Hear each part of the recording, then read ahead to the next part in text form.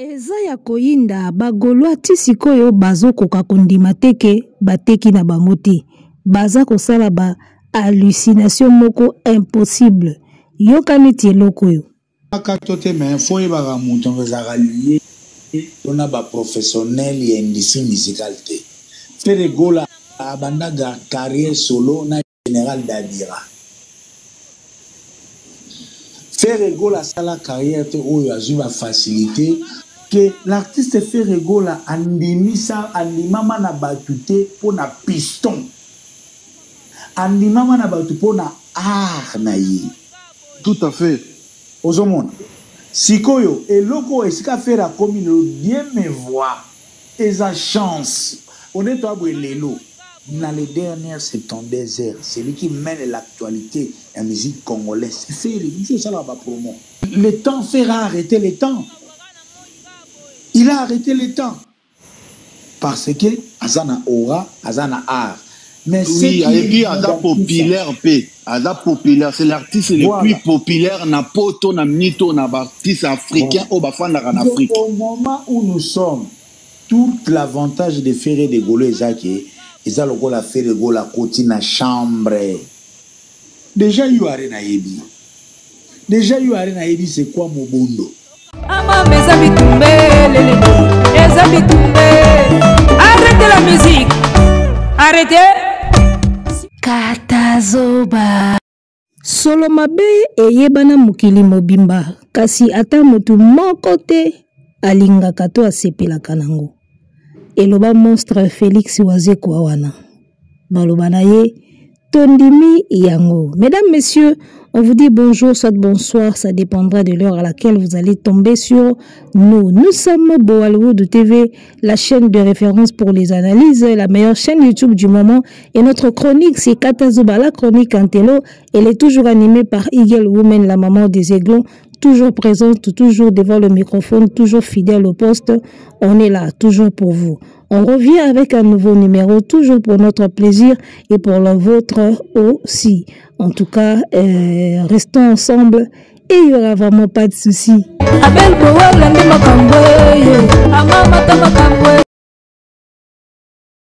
Solo mabe eyebana mokili mobimba kasi mutu moko te asepelaka nango. Koyebana eza bien, mais ya koyebana e koyebana bayebi yo mena ndenge nini bayebeli yo. Yango nde makambo, mesdames, messieurs. Alors, sans plus tarder, on va plonger dans notre analyse aujourd'hui. J'espère que vous avez bien suivi les vidéos qui ont précédé ma voix. Ma vidéo oyo na télébino na début wana ba Gaulois na ba live na bango bazo sala na ba panel na bango bazo sala. Beaucoup trop d'hallucinations. Beaucoup trop de bilobela, beaucoup trop de n'importe quoi. Ngasko lo rezo kamusanga. Faire na se prononcer te. Si o bino bozo ya koloba na batu, ba tente promo. A comme le rôle attaché de presse principal ya Ferry. A comme le rôle yende molobeli principal ya Ferry, a comme ko expliquera batu ce qui se passe. Artiste na se prononcer te. Si o bino bozo ya koloba na batu, bozo zwango wapi? Bozo yokelango wapi? Est-ce que Ferry mutazo tinda bolo ba bongo? Bozo zo ba fuitango wapi? Bon, on a un problème na bino. Il faut bosser la émission, il faut bozo ba vu, c'est tout à fait normal, il faut bolo ba quelque chose et on a un problème na bino, mais biso tout ozo zela kaka annonce officielle ya yu arena pour na annulation. Kande ba koma ina lettre wana na yu arena na Ferry na biso bata net tozo zela kaka date officielle pour bakoka ko annoncer officiellement que ils a annulé. Alors, pendant ce temps, pendant que tozo zela annonce officielle oyo ya yu arena, ba Gaulois bazo koka kondima te ke bateki te. Ça veut dire que ils n'en reviennent pas. Bazo koka ko croire te ke bango bateki te. Ndenge bakanisaka ke bazalaki bele, ndenge bamonaka loyenge batiaka na internet. Donc bref, bana mayi wana bazo koka kondima te ke Ferry mutate qui bien te na You Arena. Et les qui la bango, mais comment ça se fait? Nini biso pena tozara mobondo boye, biso pena tochaka lo yenge boye, tokenda kuza Ferry tina ndaku. Toyembaka ici c'est Gaulois, tozotambola na sambula, ndenge nini biso tokoki koteka te. Ezo lekela bango mabe ba ondima te. Alors, avant tokota na na profondeur ya makambo yo, o koko promo azoloba na ba kolite na ye mikolo ba osala ba live, baza ko bondima te ke ba poli. Ba pola me ba ondima te, ba lingo ndima te. Avant tokota na analyse ya makambo yo ba tente promo ba lobi na début. To fungola na parenthèse moko muke. Omoni problème ya Ferry na You Arena et rappelenga élection ya 2011 je ne me trompe pas. Élection ya Tshisekedi na Raïs Joseph Kabila. Déjà à la base moi j'avais voté pour Tshisekedi. Tu vois, à la base. Élection ya Tshisekedi na Raïs Kabila. Tshisekedi azalaki beaucoup plus populaire. Mais azalaki na ville à Kinshasa. Peut-être na ville natale naï. Alors que Kabila azalaki siko populaire na ba province. Alors la RDC étant un pays grand et comptaka combien de provinces mboka na biso. Il y a des provinces so batangeli kombo nango obi eza nini yo. Ese loka kolia eza planète nini. Oza Congo moyebi yango même pas. La RDC, elle est tellement vaste et grande que parfois biso ba kinois se trompe pas. To kanisaka RDC za Kinshasa. To zaka na bereur wana trop.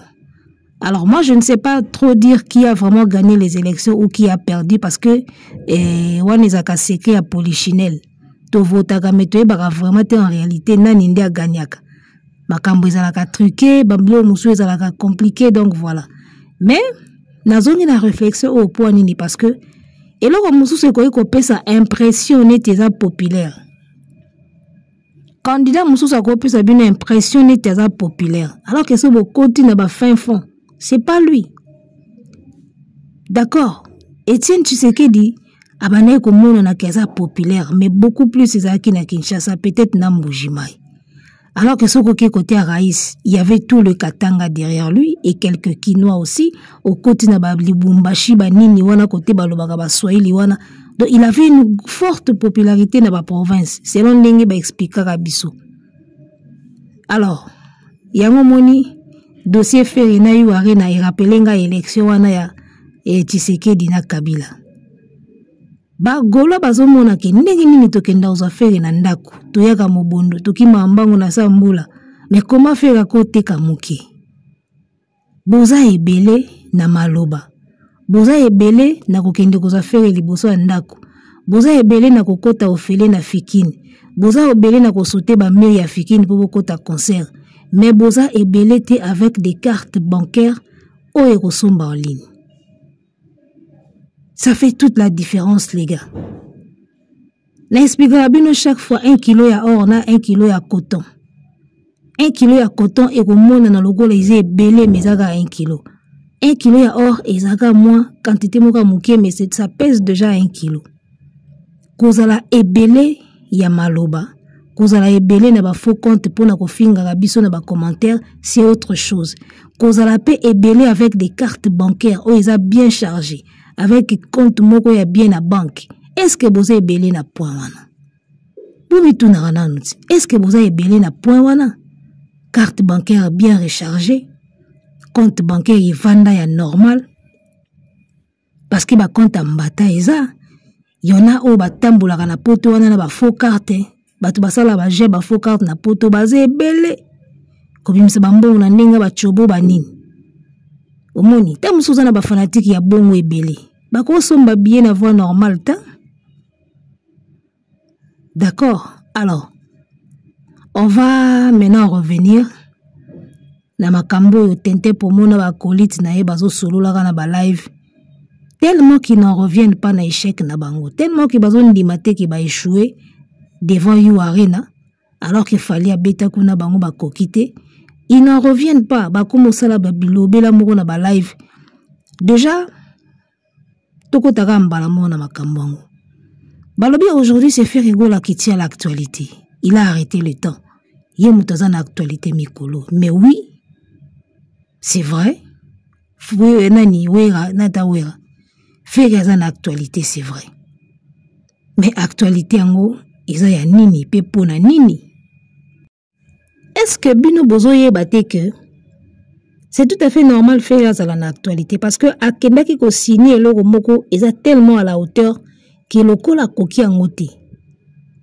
Yango no moni ba spéculation il faut banda ko salama. Est-ce que bozoye ba que You Arena c'est quand même un grand événement pour un artiste. Les gars, tam subino bomona na bino makambuka mukie. You Arena c'est un grand événement pour un artiste. Ko beta une grande salle. Lokola Paris la Défense Arena. Eza maman na défi ya carrière ya mutu. Eza maman na défi ya musique en général. C'est-à-dire que faire aktiaki musapi na muzindo moko boy. Sikolo lokola muzindo ango balukeli. C'est tout à fait normal batu nyonso baluka bayeba. Ndenge nini ya bamba mi boy. Ya lokola mukolo akwei na kiti. Batu bakoseka, misusu bakobima baoya kotala, mais eza dégâts. Yo so mwana mukia koi nani yango akokipe. So mwana mukia koi nani akoi si bomema eko. Bomema ye boya na ye awa bokende tike pa mama na ye. Mwana mukia koi akoi. Mais soki mukolo akoi. Yaya, na mutu azaye kolamba kotika. Akoya kotala. Na mutu azaye kotala TV. Nani akoi? Mutu tu akotika, mukolo akoi eza soni. Tout le monde va venir voir. Oya koseka, babandi koseka. Omoni. Eloko epesi faire actualité. Eza mukolo moko akoi. Do batutu fo baya otala, batutu bazo kamwa. Faire une actualité, oui, parce que a signé qui est le moko leki na mongongo et tout le monde maintenant veut savoir à quoi couler, tout à quoi ressusciter. C'est tout à fait normal. C'est tout à fait normal dans l'actualité parce que c'est lui, Ndé Aluka qui makambo. Quand Fali a fait Paris la Défense Arena, bientôt le 25 novembre, Tozo fêté une année nango. Le 25 novembre 2023. Les gars, bomona ki ndenge actualité zala ki arrêté. Siko actualité a Fali ezaki na ndenge bien. Tous les Africains étaient fiers de Fali. Comment na ye kosala salle wana munene. Ba Ivoirien général Makoso pour le citer, pour ne citer que lui. Aloba a komisa Fali a encouragé Fali. Jo Fali abeta ki You Arena lobby nango. Mais il faut mon internet. Toute l'Afrique était fière. Ba félicitations de partout. Ba misusu kutu ba komi pe kokoti sango na polémique. Ba KS Bloom baloba. O ba te belé bazo kende na concert a Fali so ba bengi ba wana makambo nzambe ba koyate. Ça fait parler tout le monde. Et c'était ça kokanga actualité na ndenge bien. Fait yazo kanga actualité oui parce que dossier oyo ya You Arena so talika ba vie oyo ezo pesa batu na ba chaîne olobi oui. Faire pena kanga actualité mais malheureusement actualité na ye ezo kende na ndenge ya mabe. Curiosité ya batu zaka batala soki faire ko bambana to ko bambana ti. C'est tout ce qui fait l'actualité. Mais après, vous savez que l'actualité c'est bien, mais artistes azo kende na ko ya moko ya dégâts. Les gars, est-ce que vous avez que faire ya koti na risque moko boy et ko bomele masolo et ko bebiseli carrière? Est-ce que vous avez que faire ninga zawana au moins na minute You Arena a si annulé na concert. Tozo Zélande publication officielle. One Nation, Live Nation a si atiki déjà ko travailler na faire parce que You Arena a boy. Na minute oyo bozo salande effort bolu que la faire producteur mususu pour bo coller événement mususu. Pour menka ko sauver honneur wana ya ndenge ba boye na You Arena. Sinon eko sala Sony. Eza ba procédure bo sala na CC. Ngandingi nazo imaginer parce que You Arena c'est comment qu'il lettre déjà ba annulé. Omoni match ya rugby oyo ko beta avant concert ya Ferry. Na moni ko tunde ko moka combien on a commentaire. J'étais en train d'y penser aussi. Yo arena la kisaka biso ndenge nini ba ménageaka salle avant ba événement. Il y a des grands camions et yaka et bazelu et boepo et décoré salle et comme na image ya football na terrain ya football. Donc il y a le moment ya ko poser biloko wana et puis il y a des moments où ba kolongolango, c'est-à-dire ba sali montage ya terrain et puis ba démonter terrain. Match ya rugby po beta na salle wana. Vous avez vu les images? OK na page yo arena bo mona ndenge ba montaka ba décor wana, ndé ba aménageaka salle. Ça coûte beaucoup, c'est beaucoup de boulot. Ça coûte des heures et des heures de travail.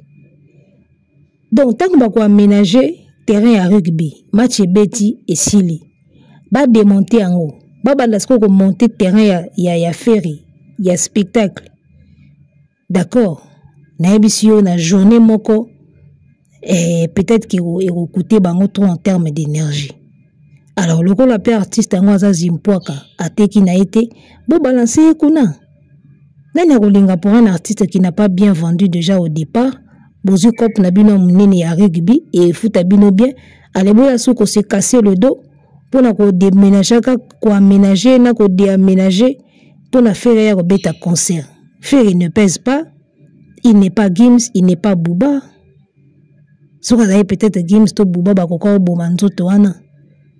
Imaginez match à rugby bandi et sili, va démonter et puis va bandi ko monter podium ya ferry. Imaginez. Ça va coûter le temps. Ça va coûter le temps. Peut-être la raison pour laquelle ça qui fait fian. Yaya, mutayeli au cop il y a $10,000. Non, mutazoyeli au cop à $100. So beti fian. Le choix est clair. Au bendi match à rugby, on laisse tomber l'artiste et ça business. Et ça business, il fallait yo ote kanao déjà ma kasi po kanga bango miso. Donc on l'ote qui m'a bé. Bah profiter, on le dégage, on prend le rugby, c'est clair. Bino sko bozo lingandi ko ndima te ki feri ate ki bien te. Et soit bino ma bé loko wana. Et loko ezang sa bino pongi yango wana. Alors toujours na cadre ya makambo tente pour moi le bifere mutakangi actualité. Oui, akangi actualité mais actualité moko ezo kitisa e. Vous allez voir bientôt tant au blacklisté Sony Boroyoka. Tente pour moi le bi ke faire un avantage moko ke you arena si ayebi ferry. You arena yebi kie mobondo. Oh. Bino bokendaki na you arena po you arena yeba bino to po beta événement etika la historique. Mais you arena yebi bino oui, ayebi yo siko na ndenge nini. Ayebi yo na position nini. You arena yebi ferry ayebi mobondo oui, ayebi ferry en tant qu'un artiste incapable de vendre na seuil au bango bacha. C'est comme ça qu'il connaît ferry, bino bokanisa yebi na ndeni. You arena yebi ferry comme un artiste oyo azana ye ndenge baloba kite.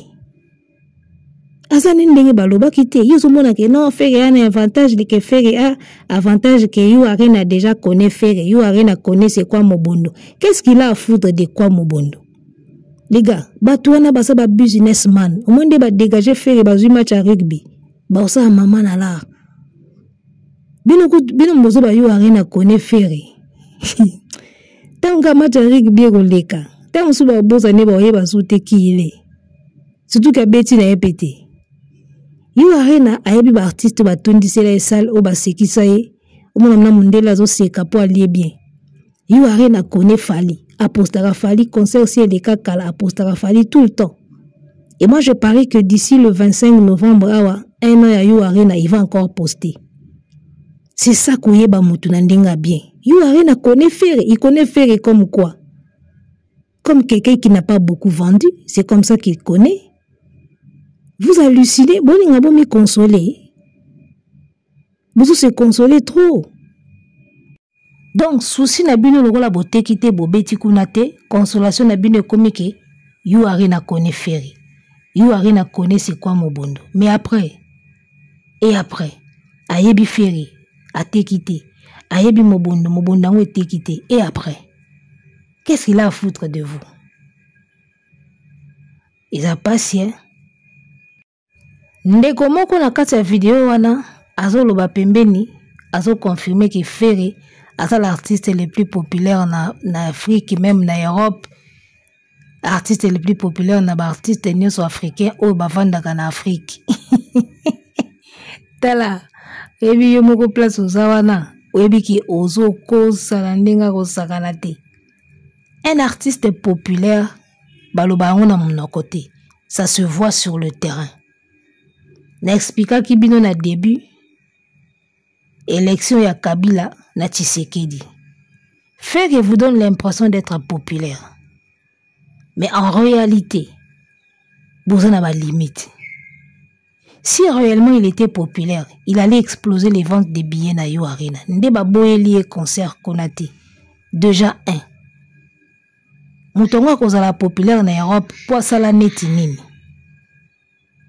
La popularité de Ferry dont tu parles, et ça à quel niveau? Parce qu'il y a des communautés, il y a un niveau à la communauté, il y a un niveau à Banamboka, il y a un niveau à Afrique, il y a un niveau à Europe Mobimba. Il y a un niveau à toutes catégories confondues. Il y a ça populaire à quel niveau? Ce que vous savez que Ferry, ça populaire, la communauté congolaise vivant en Europe, na koki peut-être konima, mais elle est qui est raté. Elle est qui est raté. Déjà la communauté congolaise dont on parle est divisée. Il y a des spiritas, il y a des warriors, il y a des wengeman. D'accord, il y a des griffes, il y a des villageois. Donc, ce qui te le fait ça populaire dans la communauté congolaise, en tout cas, c'est à vérifier. Parce que la communauté congolaise, comment na artiste na bango. À part moins pourcentage au bayoka na bango batonyoso. Il faut compter bango, baza combien na poto communauté congolaise. Et surtout kaboli bango o ba spiritas, o ba warrior, o ba tambiyawera, o ba bayoka ranyoso, o ba neutre. Faire otikala na combien de pourcents. Omoni mabe na bino ba gaulois, bolo baga makambo bozaka kaka na ba preuve te. Moi je suis en train de vous reprocher ça. Boyaka na ba débat sans preuve. Bo affirma makambo sans preuve. Moi si je te dis que Fally Ipupa est l'artiste africain ou congolais le plus populaire. Tosukana okakana a congolais. Artiste africain ou bavanda en Afrique, est populaire. En Afrique et puis en Europe. Je peux te le prouver. Fally Ipupa qui te fait un espace il y a 21 jours. À Betelio, Yo Arena, 40K. À Betelio, Ovo Arena, 12 500 places. À Betelio, ING, 15 000 places. Au moins, mutu babenga populaire. Rien que par exemple, on peut se dire qu'un artiste est populaire. Soit si vous muto yo lobi que yé mutu est populaire en ce moment. À Betelio Adidas Arena. 8500 fois 2, et ça lit à peu près 16 000 ou 17 000. À Betty Arke Asuki Genève Arena, et ça combien? Donc, aux hommes et le na Yo Arena, à koki kote kaba billet, Yo Arena bois kisi. Donc, soto beto ki ndeka kato zwango comme base, y a ma preuve. Déjà, le fait qu'il y a le fait populaire le lot d'Afrique et un maman na lukuta. Un artiste africain populaire en Afrique, il faut batubaga au sengi ba featuring. Yebisanga tindinga nezo kendi. Artiste nini aye ko senga faire featuring. Ka yemongo tanga moni ke Yo Arena ko moyinda ake ko luka mwana Diamond Mbango. Ake sala na ye featuring. Donc moi je peux vous prouver beaucoup, mais vous ne saurez pas prouver et logo bolobi wana. Mabena bino batafiri yango wana. Vous avancez des choses que vous ne pouvez pas prouver. Mais lorsqu'on défend Fally, on peut avancer quelque chose et le prouver par la suite. Moi je peux le prouver. Par exemple, on a qu'un apesi, ils ont l'accès déjà que Fally est populaire. Fally a aussi beta na Marseille, na province.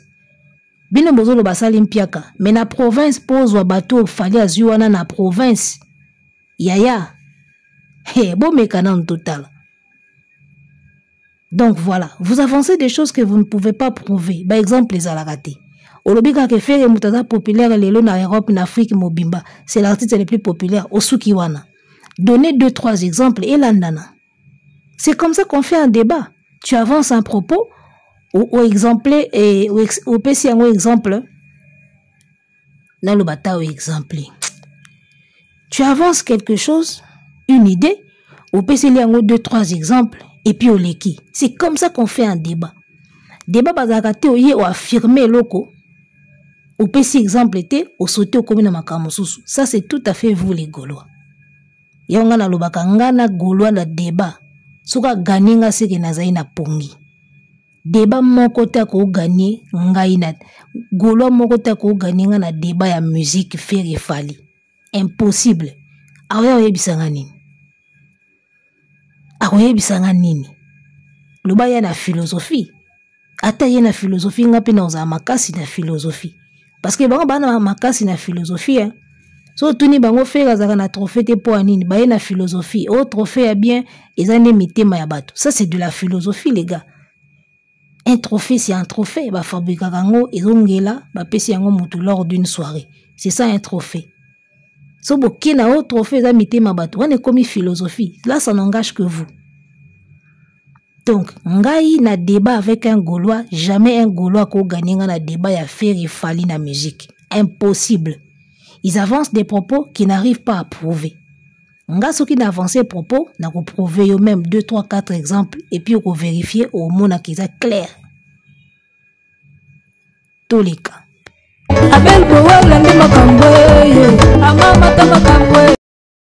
Alors, toko tasiko na makambo ya Général Dabira. Tintin promo na ba live na bango bazo sala abimisi a relevé sujet à soulever sujet à Général Dabira na Ferry. Ferry n'a pas été en contact avec les vrais professionnels na monde de la musique. Ça c'est vrai et c'est là où commence toute la misère de Ferry na mamba musique. Le fait de ne pas travailler ou évoluer avec des vrais professionnels y a musique. La domaine à musique. Problème à Ferry. Malheur à Ferry. Banda place wana. Ferry a bandé carrière na Général Dabira. Un militaire. Ça dit que lui, son rôle, c'était juste de financer. Mais gestion. Y a Moussala, studio, production, publicité. Tu vois? Management, marketing. Promotion et artiste, ba piston, omoni, ba branchement, lui n'était pas dedans. Il fallait se refaire aye ba ko s'entourer na batou. Oyo ba yebi musala wana. Alors, dire que Ferry n'a jamais travaillé avec des vrais professionnels de la musique, ça c'est tout à fait vrai. Et c'est là que commence son malheur, ou son malheur si vous voulez. Général Dabira n'était pas mon monde de la musique. Alors, qu'est-ce qui manquait à Ferry? Un label sérieux, Erwana, va diriger, comme ça, travailler, aye ba makambo, bien dingi makambo, salamaka. Mutakanga ki aza quitté. Omoni, yanto baka Fally Ipupa, aye la bino makambo, belé. Ça dit qu'à l'époque, bon, bazayeka na besoin ya mbongo. Il suffit que mutu moka tia mbongo sili. Ye moko afuta studio, afuti muta osali les affiches. Aluki mutako distribuer ba cassette pour époque on ezaki ba cassette na ba CD et sili nango aleki na moins 2-3 émissions télé na ya radio c'est fini à l'époque ezaki bongo or fallait si wa tali albité carrière na kilelo faut maison de disques maison moko ezwayo ya umoni Fally Electra avandisa makamuna Electra omoni Ferry ne supporte pas des conditions ya ba maison de disques. Ya omoni ba beba na akaka. Il est ingérable. Il ne peut pas supporter ba diriger na maison moko de disques to label moko ya bien. Ako lingate ba diriger. Ba Gims ba diriger bango. Bazaki na Watibe. Batu musu bazaki pa Youssoufa kuna na Boma et musique et ainsi de suite. Ba Hiro banani. Tu vois? Ferry a encore supporté te azala coincé dans un label et dirige à Kaye. Or, ba label wana, et sungara pe ba artiste. Et côté mongo elia kabango, côté mo pe sungara. So, ozana o mayele, ou s'en sortir na yo kaka. Alors, Tintin promo qui poursuit, qui dit que tout ce que Ferry Gola est devenu aujourd'hui, il a chance. Oui, il a chance, et puis il a pour un talent nae, il a comme Ferry Gola, ou ya lelo. Mais sinon, en vrai, Ferry n'a pas été dirigé dans la label Moko Boye pour ça la makambo. Mais Moutoupe Kanga qui est azate. D'accord. Bolinga kate ko culpabiliser Fally parce que Fally a la label, parce que Fally ba piston na kaye pas label nae, mais c'est tout à fait normal. Un label est fait pour ça. Label et salama pour na bon rôle ya manager, rôle ya label, rôle ya producteur et ça ko promouvoir artiste. Et ça te que artiste kemba kimbande fait kimba yemoko boy. Beaucoup ma siko na système mo ya ko culpabiliser Fally comme si Fally à côté place moko boy ya facilité, rien n'est facile. O fera yebana pour na ba piston te fera yebana pour na talent. Bon ata ba pistonné so talent ezati. O kindi wapi. Là, bozo boka mabanga na Fally parce que Fally aza na label, Fally est pistonné, Fally mais aza pistonné pour aza encadré. Si tu n'es pas encadré, n'est pas pistonné. Alors, déjà pour dire aussi que Ferré a yebanate pour na ba piston pour na ba nini.